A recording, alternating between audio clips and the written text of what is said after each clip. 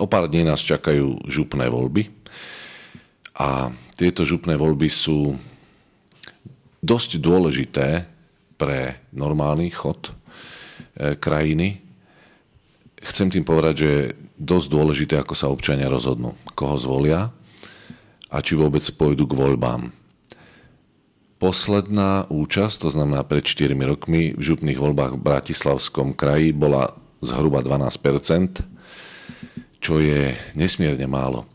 Ak 12% rozhoduje o tom, kto je županom a kto sú poslanci, tak potom tých zvyšných 88 sa nemá na čo sťažovať. Povedal by som, že musia byť ticho, musia sklapnúť, pretože sa rozhodli nevoliť. Tých volieb sa, prosím vás, nebojte. Na obyčajné 2 hárky budú vytlačené mená. Na jednej A4 budú mená kandidátov na županov, na druhej A4 budú mená kandidátov na poslancov. Tých mien nie je veľa. Pravdepodobne sa mnohí ľudia budú rozhodovať stranícky, mnohí podľa sympatií, skrátka rôzne. Chcem týmto iba vyzvať voličov, aby sa ničoho nebáli, aby išli voliť.